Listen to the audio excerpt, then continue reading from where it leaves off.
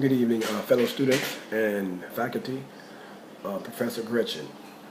I'm thank you for the opportunity to come before you for our last week of our 8-week course in public speaking, and our last objective should be to a persuasive speech. I've had a couple opportunities a couple weeks before to basically inform you of the topic I was going to discuss in my final discussion, and that particular topic will be once again, the death penalty. And I want to bring up a few issues pertaining to the death penalty before I start on the outline itself. Basic issues. First of all, everyone has their own right, to believe and to view the death penalty in whatever way they basically choose. I mean, I'm not here to harass anyone or cause anyone any hardship based upon their beliefs. So everyone here have an open mind and view it as you see it yourself. But also, I just want you to be open-minded and look at it from a different perspective. Secondly, I like to speak about the Eighth Amendment and cruel and unusual punishment. I mean, it speaks for itself.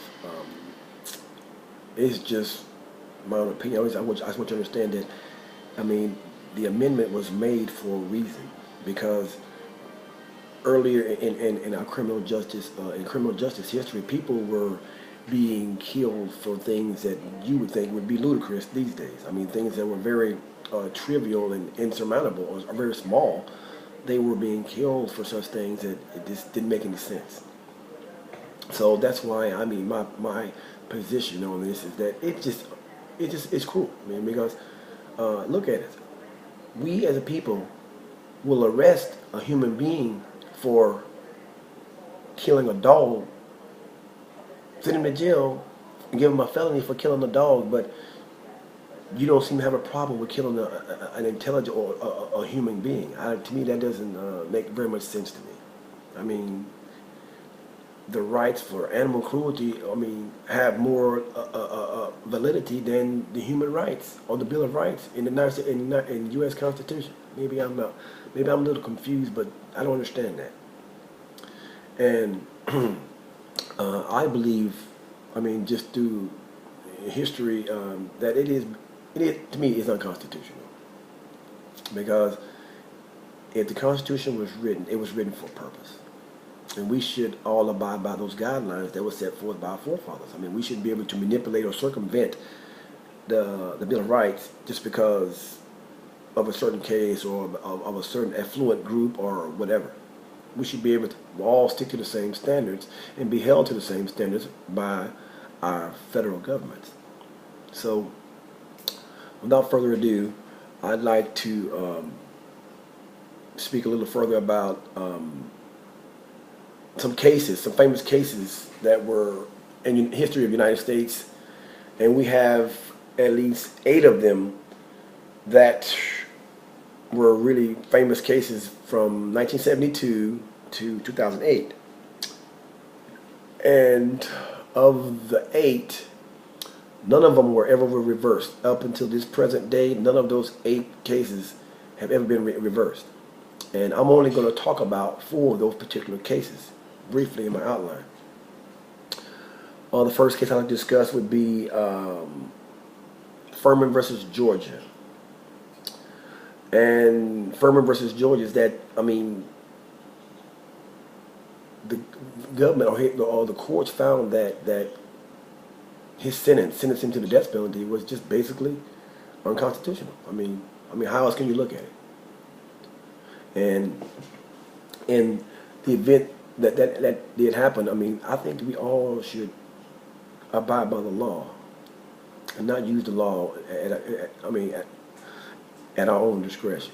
Everybody should be held to the according to the law. Okay, the next case is Kennedy versus Louisiana. Mr. Kennedy was given capital punishment because he raped an 8-year-old child, murdered and raped an 8-year-old child. I know it's a very hideous act, to say the least. But at the same time, all these cases that we're dealing with right now, they're all basically, all the criminals that are on death row, they're all very, very, very harsh and very cases that no one wants to deal with. But the simple fact is that, we shouldn't still be able to take their lives based on the law.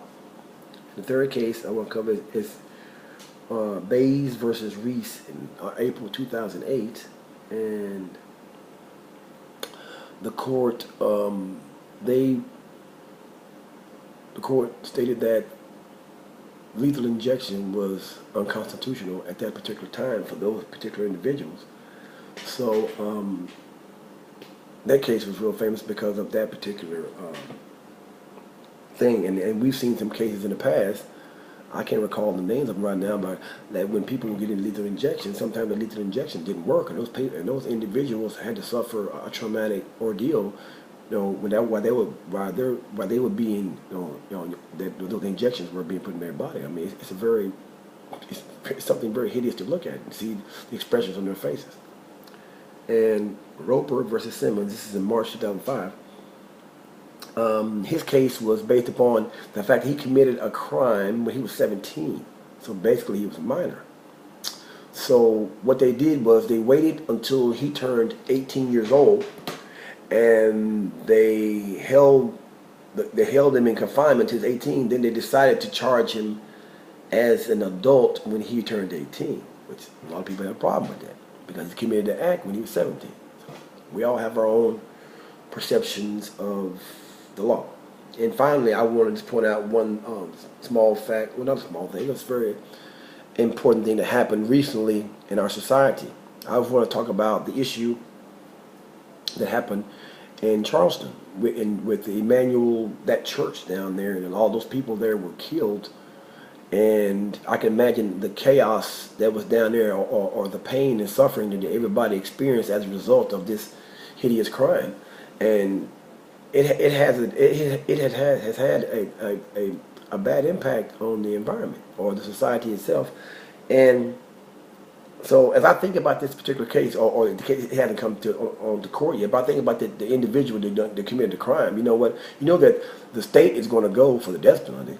I mean, and probably some of the family members of the victims probably go for the same thing. I mean, even though what he did was, I mean, it's unthinkable, basically. But I still, you still can't, you don't have the right to take his life. Because we have to learn how to be more forgiving in our society. Even if our family members are dealt with harshly, we still have to find some type of humanity to deal with them. And I hope I was able to convey to you that the death penalty is unconstitutional, and it violates the 8th Amendment. And I want to thank you all for the opportunity to share with you. And over the last 8 weeks, I wish you all the best of luck in your future endeavors. Thank you very much. Bye-bye.